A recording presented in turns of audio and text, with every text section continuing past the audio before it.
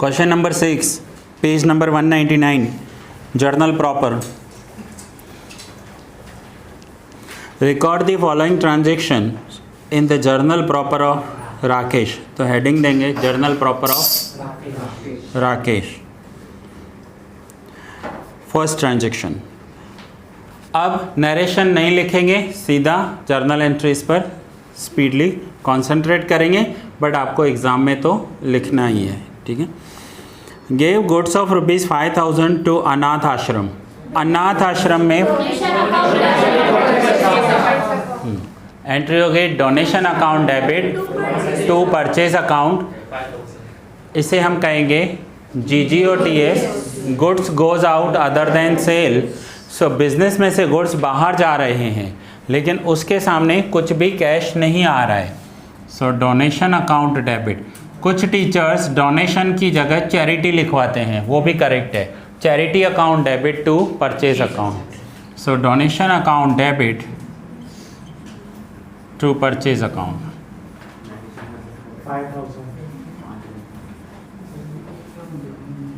Donation account debit 5,000 to purchase account.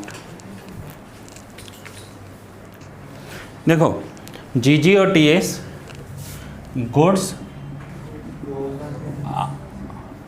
Goes out other than sale. Goods बाहर तो जा रहे हैं, बिजनेस में से गुड्स निकल रहे हैं, लेकिन सेल होकर नहीं जा रहे हैं। जब भी गुड्स बाहर जाते हैं ना तो सेल होते हैं, सेल होते हैं तो पैसा आता है, या तो उसी वक्त आता है या 2-4 दिन बाद आता है। लेकिन ये जब गुड्स बाहर जाते हैं ना तब पैसा नहीं आता। तो इसमें कौन सा है? एक तो गुड्स डोनेशन में दिए, तो गुड्स तो बाहर जाएंगे। अनाथ आश्रम में हम लोग गए, गुड्स देकर आए, तो गुड्स तो दे दिए, लेकिन क्या वो पैसा आएगा कभी? नहीं, डोनेशन दिया। Goods withdrawn for personal use, हम अपने ही गुड्स घर ले गए पर्सनल यूज़ करने के लिए, तो क्या घर से कल पैसा लेकर आएंगे? नहीं। सो ऐसे बहुत सारे ट्रांजेक्शन्स हैं जिसे GGOTS कहते हैं। गुड्स बाहर जा रहे हैं बट पैसा नहीं आ रहा है, सेल होकर नहीं जा रहे हैं। सो वहाँ पर रूल है परचेज को क्रेडिट करते हैं। सो डोनेशन में गुड्स दिया, goods given in donation, goods withdrawn for personal use, then goods distributed for free sample या फिर एडवर्टाइजमेंट। अपने ही गुड्स के छोटे छोटे सैंपल्स बनाए हैं और फ्री में दिए हैं कस्टमर को यूज़ करने के लिए।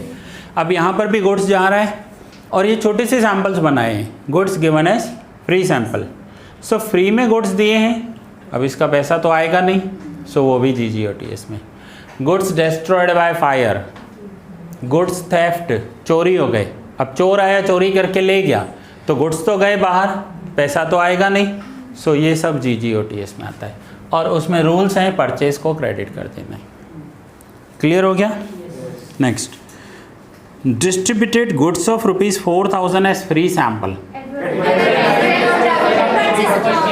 फ्री सैंपल दिया है तो फ्री सैंपल जब भी देंगे तो उसे एडवर्टाइजमेंट कहेंगे। So advertisement expense account debit to purchase account.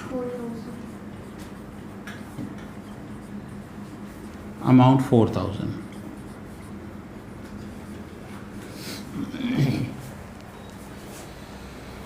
अब फ्री सैंपल कैसे दिया जाता है? सपोज करते हैं कि आप किसी पर्टिकुलर कंपनी का सोप यूज़ करते हो। अब वो कंपनी शैम्पू बना रही है लेकिन कोई न्यू फ्लेवर लेकर आई है, तो हर एक सोप के साथ उन्होंने एक छोटा सा शैम्पू का पैकेट फ्री रख दिया है ताकि कस्टमर यूज़ करे और नेक्स्ट टाइम उसे अच्छा लगे तो लेने आए। या ऐसे बहुत सारे प्रोडक्ट देखे होंगे कि टूथपेस्ट के साथ अंदर ही एक टूथब्रश डाल देते हैं। So that is called free sample. आपको फ्री में दे रहे हैं लेकिन उनका तो एक्सपेंडिचर हो रहा होगा। So advertisement expense account debit to purchase account.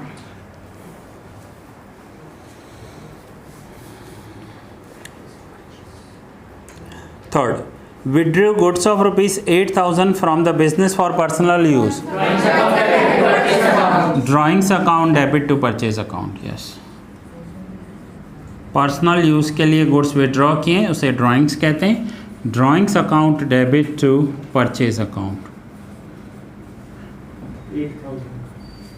ये जो GGOTS का है उसमें कुछ लिस्ट लिखवाई है मैंने, लगभग 6 to 7 पॉइंट्स हैं जिसे GGOTS कहते हैं, उनका लिखा हुआ है। सो कुछ तो यहाँ पर ही हैं, goods given in donation, goods distributed as free sample, goods withdrawn for personal use, goods destroyed by fire, goods theft, goods stolen, ऐसे कुछ जिसमें सारे यही हों। ठीक है, गुड्स बाहर जा रहे हैं, हाँ इस सब में यही दिए हुए हैं सारे। Purchase furniture of 3000 by giving goods of ₹2800। अब यहाँ पर है ना, हमने फर्नीचर परचेज किया है, लेकिन जिससे फर्नीचर परचेज किया है ना वो हमारे गुड्स लेकर गया है, यानी हमने उसे गुड्स दिए हैं और फर्नीचर आया है। Furniture account debit to sales account लिखेंगे। देखो ध्यान से समझना है इस बात को, पहले समझ लो कंसेप्ट को। अमाउंट कितना है? 2800। ठीक है, अब सपोज करते हैं कि व्हाट्सएवर हमारा बिजनेस है, क्लोथ का है या स्टेशनरी का है या मोबाइल बेचते हैं हम, और हमारे फ्रेंड का बिजनेस है जो फर्नीचर बेचता है। अब कल हम उससे 2800 का फर्नीचर लेकर आए, आज वो हमारे पास गुड्स लेने आया है और बोलता है सामने हिसाब करके एक दूसरे को जो भी 100-200 ऊपर के लेने या देने हैं वो हिसाब पूरा कर देते हैं। अब यहाँ पर था कि हमने 3000 का फर्नीचर लिया है और 2800 के सामने गुड्स दिए हैं, तो हम यहाँ पर लिखेंगे फर्नीचर आ रहा है, और फर्नीचर आ रहा है मीन्स आपके पास वैल्यू आ रही है, पैसा आ रहा है। अगर आप फर्नीचर नहीं लेते तो वो आपको कैश देकर जाता ना गुड्स के। सो सेल तो हो रही है। GGOTS क्या है कि गुड्स जा रहे हैं लेकिन सामने कुछ आ नहीं रहा है, यहाँ पर कुछ तो आ रहा है। क्या आ रहा है? और वो उन गुड्स की वैल्यू आ रही है। हम ये नहीं कह सकते कि फर्नीचर आ रहा है, हम कहेंगे इन गुड्स की वैल्यू आ रही है, आइदर इन कैश और फर्नीचर या एल्स कुछ भी। तो एंट्री करेंगे फर्नीचर अकाउंट डेबिट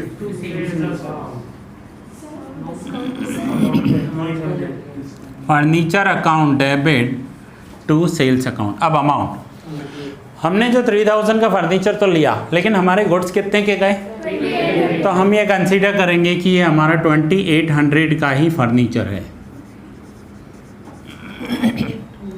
ठीक है ना, वैसे तो 2800 के गुड्स हम बाहर किसी को बेचते ना तो प्रॉफिट के साथ बेचते ना, तो यहाँ पर भी हमने उसे 2800 के गुड्स दिए हैं।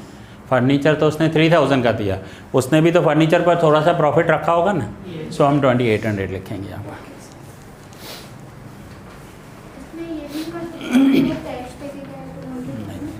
लिखा हो तो, अगर लिखा है 200 कैश तो फिर कैश की एंट्री करेंगे।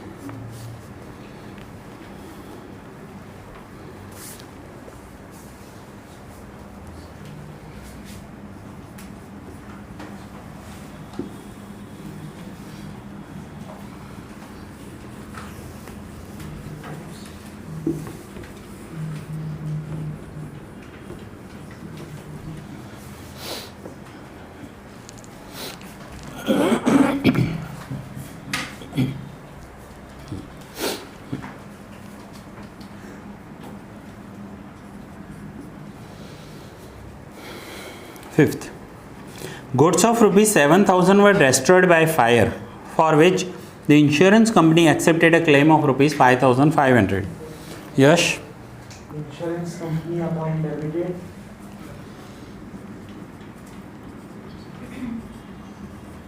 5,500. Insurance company account debit 5,500. Loss by fire account debit Loss by fire account debit 1,500. 1,500. To purchase account To purchase account 7,000. 7,000. Correct. देखो 7,000 के गुड्स चले गए लेकिन इंश्योरेंस कंपनी ने दिया 5,500, तो 1,500 का लॉस हो गया। 1,500 का लॉस हो गया तो एंट्री होगी insurance company account debit 5,500, loss by fire account debit 1,500 to purchase account. इसी एंट्री में अगर ऐसा दिया हो कि goods of ₹7,000 destroyed by fire and no amount is accepted by the insurance company, purchase account, loss by fire account debit 7,000 to purchase account, पूरा का पूरा लॉस हो गया। जितना इंश्योरेंस कंपनी दे रही है उसके बाद जो हुआ बाकी का लॉस हो जाए। और हाँ, ऐसा क्वेश्चन मत करना सर इंश्योरेंस कंपनी ने 10,000 दिए हो तो 7 का 10 कभी भी नहीं मिलेंगे, कम मिलेंगे, ज़्यादा नहीं मिलेंगे।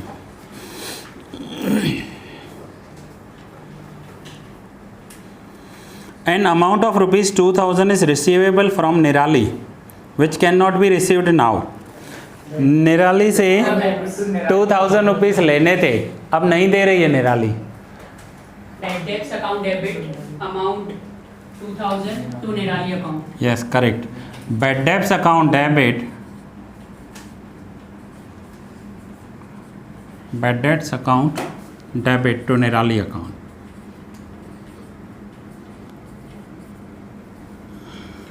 अमाउंट 2000 लॉस हो गया हमारा।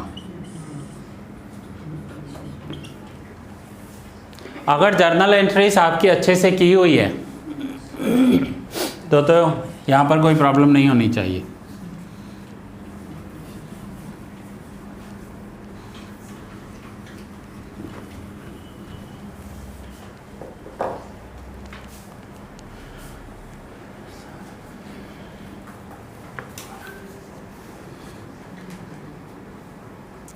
Right of depreciation on machinery rupees 800। Machine पर 800 रुपीज़ डेप्रिसिएशन कैलकुलेट करना है। समझो हमने एक मशीन ली है 8,000 रुपीज़ की। अब हमें लग रहा है कि ये ली तो 8,000 में थी, लेकिन अब इसकी वैल्यू 800 कम हो गई है, यानी ये मशीन डेप्रिशिएट हो गई है। पहले ये बताओ टर्म क्लियर है ना डेप्रिसिएशन का? मशीन का वैल्यू रिड्यूस हो जाता है, मोबाइल का वैल्यू रिड्यूस हो जाता है, हमारे एसेट्स के वैल्यू, कार का वैल्यू, एयर कंडीशन का वैल्यू रिड्यूस हो जाता है, उसे डेप्रिसिएशन कहते हैं। ठीक है। और डेप्रिसिएशन को गुजराती या हिंदी में घसाड़ो कहते हैं, मीन्स वो वैल्यू रिड्यूस हो जाना है। अब मशीन हमारी डेप्रिशिएट हो गई तो डेप्रिसिएशन हमारे लिए एक एक्सपेंस है। सो एंट्री होगी डेप्रिसिएशन अकाउंट डेबिट, डेप्रिसिएशन पूरा लिखना, depreciation account debit to machine account 800। Rule apply हुए, डेबिट ऑल एक्सपेंसेस और losses and credit what goes out. Sir depreciation लिखा मतलब क्या वो लिखने का? हमारे पास तो मशीन हम बेच रहे हैं या जो डेप्रिसिएशन लिखा है? देखो बेच नहीं रहे हैं, लेकिन कभी तो बेचेंगे ना उसे, कभी तो बेचेंगे, और बेचेंगे और डेप्रिसिएशन रिकॉर्ड नहीं करेंगे तो हमें हमारा रियल प्रॉफिट कैसे पता चलेगा? डेप्रिसिएशन हमारा एक्सपेंस है, डेप्रिसिएशन क्या है? हमारा एक्सपेंडिचर है। अगर डेप्रिसिएशन रिकॉर्ड नहीं करेंगे तो हमें पता ही नहीं चलेगा हम कितना कमा रहे हैं। सर इसमें हमने मशीन को क्रेडिट क्यों दिया? क्योंकि credit what goes out, machine एक एसेट्स अकाउंट होता है और उसकी वैल्यू कम हो जाएगी तो क्रेडिट करते रहना पड़ेगा उसे। जितना क्रेडिट होगा उतना उसका वैल्यू कम होता जाएगा। जब मशीन परचेज किया होगा तो एंट्री की होगी machine account debit to cash account. So posting करके देखो, मशीन अकाउंट में डेबिट साइड लिखेंगे, अब हम उसे क्रेडिट करते जाएंगे तो वैल्यू कम होती जाएगी ना, मशीन की बैलेंस कम होता जाएगा ना उसका। डेप्रिसिएशन का पूरा एक चैप्टर आ रहा है पार्ट 2 में आपका इन डिटेल। अब एक डेप्रिसिएशन रिकॉर्ड क्यों करते हैं उस क्वेश्चन का आंसर दे रहा हूँ अच्छे से। एक पर्सन आया और रियल केस है, रियल पर्सन। एक पर्सन आया, उसने कुछ 6 या 8 लाख रुपीज़, सपोज करो एक नंबर समझने के लिए हम 6 लाख ले लेते हैं, एक 6 या 8 लाख रुपीज़ की एक गाड़ी ले ली इनोवा, और उसे लगा कि मैं इनोवा हम क्यों लेते हैं, जब हमें बाहर जाना होता है, कहीं उदयपुर जाना हुआ, बाहर जाना हुआ, बुक करते हैं ना हम, तो ये लोग बुक करते हैं। अब उसने मुझे बताया कि मैं पर किलोमीटर 10 रुपीज़ में दूंगा और 5 रुपीज़ का पेट्रोल लगेगा, 5 रुपीज़ बचेंगे। मैंने कहा मुझे वो मत पता कितना बचेगा, महीने में कितना सेविंग होगा। अब उसका ध्यान से समझना, वो बोल रहा है 30,000 रुपीज़ महीने में मैं कमाऊँगा और 15,000 का डीजल या पेट्रोल लग जाएगा। सो 15,000 रुपीज़ मैंने कमा लिया महीने के, साल के 1,80,000। ठीक है, तो मैंने कहा इसमें डेप्रिसिएशन होगा, ये 1,80,000 रुपये उसने क्या कर लिया, उसने तो अपना नेट प्रॉफिट कैलकुलेट कर लिया कि मुझे साल में 1,80,000 बचेंगे। मैंने कहा बट डेप्रिसिएशन कहाँ है, तो बोला वो क्या होता है डेप्रिसिएशन, उस बंदे को पता ही नहीं। अब मैंने बताया कि ये 6 लाख या 8 लाख रुपए की गाड़ी जो भी तू ले रहा है उसे आज के 5 साल बाद बेचने जाएगा तो उतना पैसा तो नहीं मिलेगा। कितना मिलेगा, सपोज करो कि इसका आधा हो गया, 6 लाख में ली होगी तो 3 लाख रुपया हो गया, या 8 लाख में ली होगी तो 4 लाख हो गया।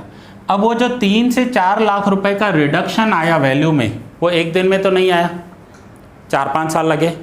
अब सपोज करो कि ये 3 लाख रुपए 5 साल में वैल्यू कम हो गई, सो पर ईयर कितना कम हो रहा है, 60,000। अब अगर मैं इसमें से 60 माइनस कर लूँ तो अब बताओ उसने कितना कमाया, 1,20,000। सो उसका इनकम 180 नहीं है, 180 तो ये कैलकुलेट कर रहा है कि आएगा कितना पैसा और पेट्रोल कितना लगेगा, उसके हिसाब से उसे लग रहा है मैं 15,000 रुपये महीने कमा रहा हूँ। 30,000 रुपीज़ सेल में आएंगे, 15,000 का पेट्रोल या डीजल जाएगा, 15,000 बचेंगे। लेकिन उसमें जो रिडक्शन हो रहा है वो कहाँ गया। अब रिडक्शन 60,000 पर ईयर हो रहा है, अब इसे 12 से डिवाइड करो, यानी 5,000 रुपीज़ पर मंथ उसकी वैल्यू रिड्यूस होती जा रही। अब मुझे बताओ क्या वो 15,000 महीने कमा रहा है, नहीं, 5,000 तो वैल्यू रिड्यूस हो रही है उसके एसेट्स की, तो अब कितना कमा रहा है वो, 10,000 कमा रहा है। ऐसे करके उसने कैलकुलेट किया, 10 ईयर्स में उसको लॉस हो रहा था। अब ये लोग इलिटरेट होते हैं, पढ़े लिखे नहीं होते हैं। 10 साल काम करने के बाद, 10 साल देने के बाद, और ये भी पैसा उसके पास अपना था नहीं, ये बैंक से लोन लेकर गाड़ी ले रहा था, उसका इंटरेस्ट अलग। तो अब ये लोग पढ़े लिखे होते नहीं हैं, पढ़ा लिखा होगा ना वो पेपर लेगा, पेन लेगा, प्लानिंग करेगा। और इलिटरेट होते हैं, सीधा ट्रांजेक्शन कर लेते हैं, गाड़ी ले आए, बैंक से लोन ले लिया, फिर फाइनली दिन रात एक करेंगे, रात भर ड्राइविंग करेंगे। आप देखो पूरी रात ड्राइव करते हैं ये लोग, पूरी रात ड्राइव करेंगे, पैसेंजर्स को इधर से उधर ले जाएंगे। 8 साल निकलने के बाद पता चलेगा ये तो 8 साल मेरे EMI पे करने में चले गए और अब इसका वैल्यू 1,00,000-2 लाख रुपए बचा है जाके। तो इनका 8 लाख चला गया, ज़िंदगी के 8 साल चले गए, बैंक को EMI देते देते लाइफ निकल गई, बाद में पता चला कुछ बचा ही नहीं। सो ये है डेप्रिसिएशन। जब तक हम डेप्रिसिएशन को अकाउंट्स में नहीं लेकर आएंगे तब तक हमें पता नहीं चलेगा कि हमारा रियल प्रॉफिट कितना हो रहा है।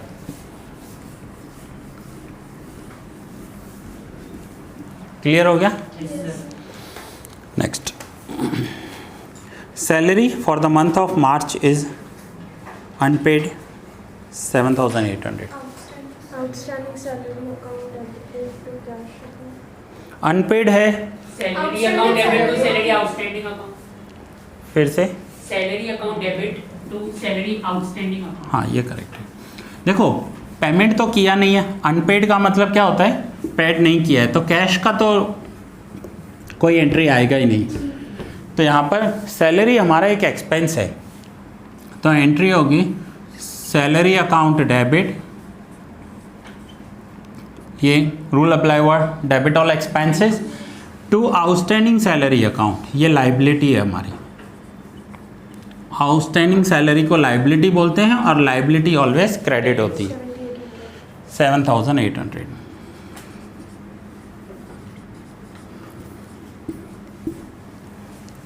Salary account debit to outstanding salary account.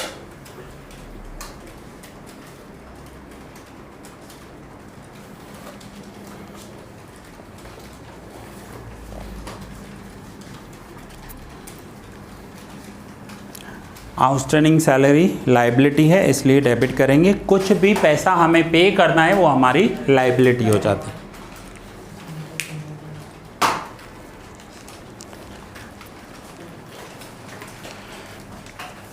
So lecture यहाँ कंप्लीट कर रहा हूँ, नेक्स्ट लेक्चर में हम करेंगे क्वेश्चन नंबर 7।